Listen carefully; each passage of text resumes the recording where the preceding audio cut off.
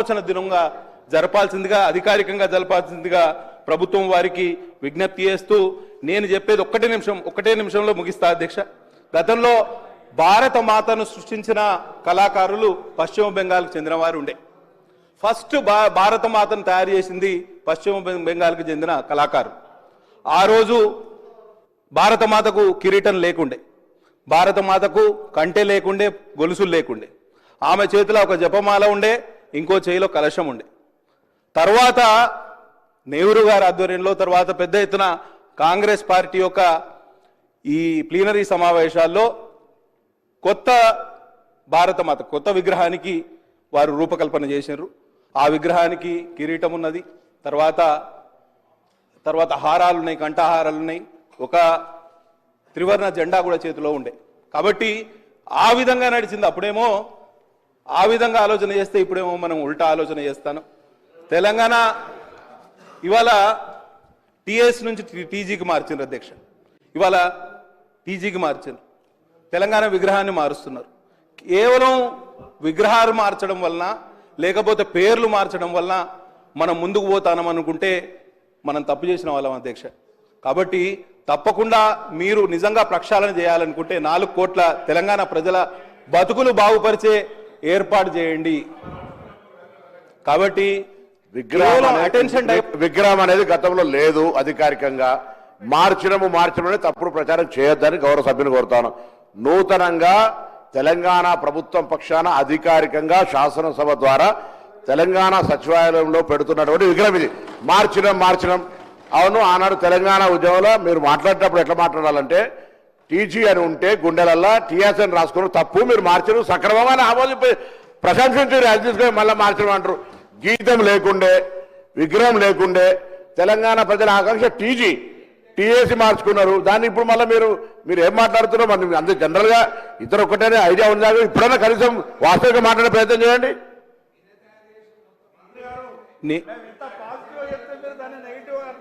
మిమ్మల్ని అప్రిషియేట్ చేస్తున్నాం. కేవలం 1 సంవత్సర కాలం పాటులో మీరు చేసిన తప్పులను సరి చేసుకోకపోగా ప్రజలకు మీరు విషయాలను గౌరవ మంత్రివర్యులు శ్రీ దామోదర్ రాజనరసింహ గారు. సార్ 1 నిమిషం కన్క్లూడ్ చేస్తా.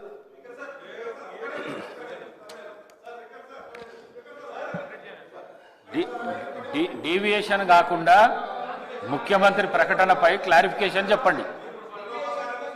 డీవియేషన్ అన్నారు, నేను ఒప్పుకున్నా, నేను ఒప్పుకున్నా. డీవియేషన్ కాలేదు. నేను గ్రౌండ్ రియాలిటీ నుంచి 2 విషయాలు చెప్పదలుచుకున్నా. 4 కోట్ల తెలంగాణ ప్రజలు ఇవాళ సంవత్సర కాలం కాంగ్రెస్ ప్రభుత్వం ఏర్పాటైనాక తీవ్ర నిరాశ నిస్పృహల్లో ఉన్నారు అధ్యక్ష. చాలా ఇబ్బందుల్లో ఉన్నారు. వారిని ఆదుకునే ప్రయత్నం మనం తప్పకుండా చేయాలి. సరే, తెలంగాణ తల్లి ఆవిష్కరణకు మమ్మల్ని పిలిచిండ్రు. తెలంగాణ తల్లి రూపకల్పనలో కూడా ఉత్తమ్ కుమార్ రెడ్డి గారు ఇదే సభలో ఉన్నారు. వారు ప్యాడీ ప్రొక్యూర్మెంట్ పాలసీ తీసుకురాచే ప్రయత్నంలో మమ్మల్ని అందరినీ పిలిచారు. అఖిల పక్షానికి పిలిచిండ్రు, ఉత్తర ప్రత్యుత్తరాలు నడిపినారు. వారి కార్యాలయం నుంచి మాకు చాలా ఫోన్లు కూడా వచ్చినాయి.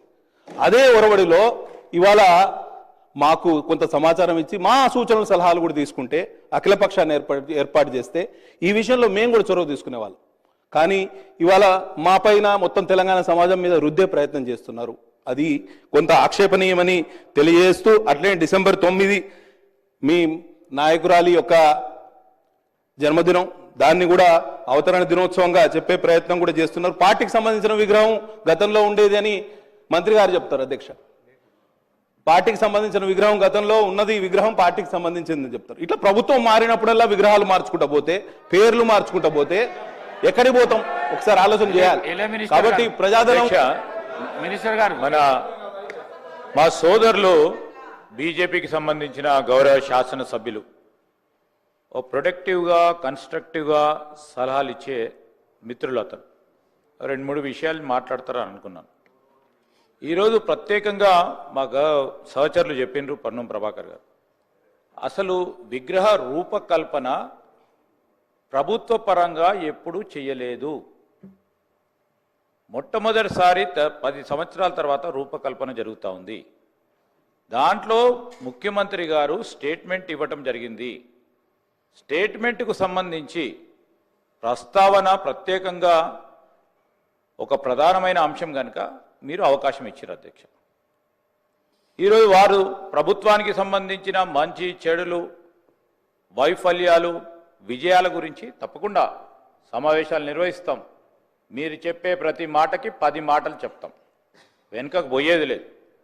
ఈరోజు కూడా మేము చెప్తా ఉన్నాం, ఈరోజు రాజకీయాలకు అతీతంగా బేషిజాలకు పోకుండా మేము ప్రధానంగా మెజారిటీ సంఖ్యలో మా గౌరవ శాసనసభ్యులు అందరూ ఉన్నారు ఇక్కడ.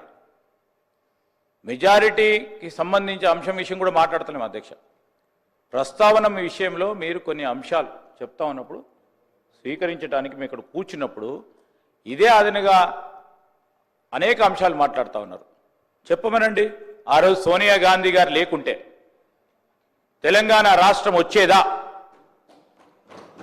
ఈరోజు ఇది కాదు, అందరు యావత్ తెలంగాణ ప్రజానికానికి సంబంధించి ఈరోజు చేస్తా ఉన్న సందర్భంలో నేను చెప్తా ఉన్నా, ఈరోజు కూడా మేము విమర్శలు చేయదలుచుకోలే.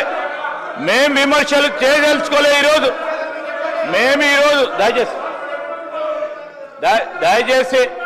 దయచేసి ఈరోజు బేషిజాలకు పోకుండా మేము ఒక పాజిటివ్ ఎన్వైరన్మెంట్లో తెలంగాణ రాష్ట్ర ప్రజలకు సంబంధించిన విగ్రహ రూపకల్పనపై మేము సిపిఐకి సంబంధించిన గౌరవ సభ్యులు కానీ బీజేపీకి సంబంధించిన గౌరవ సభ్యులకు సంబంధించిన అంశం విషయంలో వారి ప్రస్తావన విన్నాం అధ్యక్ష.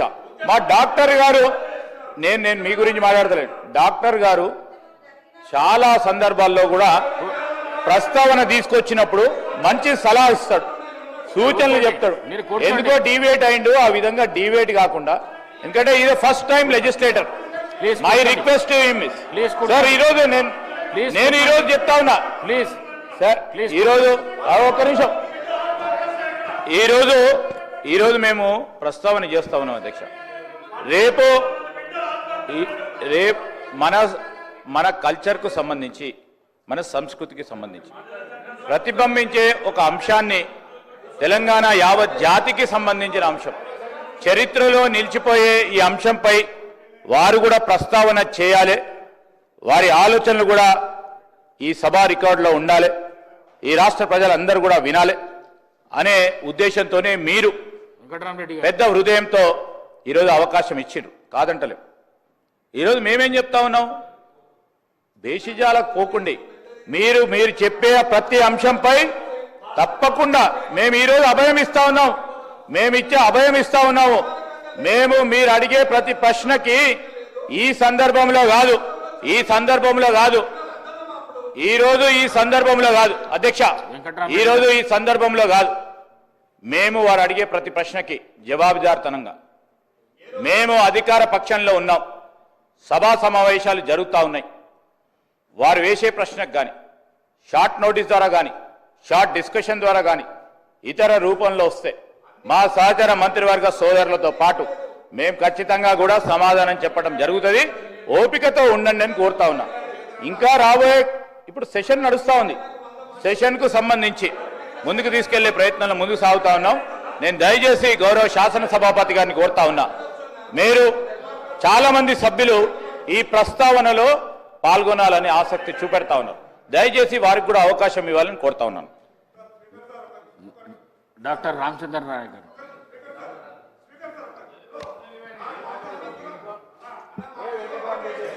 ధన్యవాదాలు అధ్యక్ష.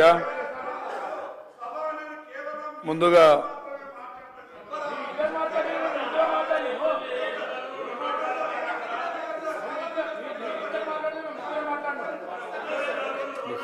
పాయలశంకర్ గారు కూర్చోండి. ముందుగా కూర్చోండి. త్యాగాల కుటుంబం, గాంధీ కుటుంబం మరి వారసురాలుగా ఒక త్యాగమూర్తిగా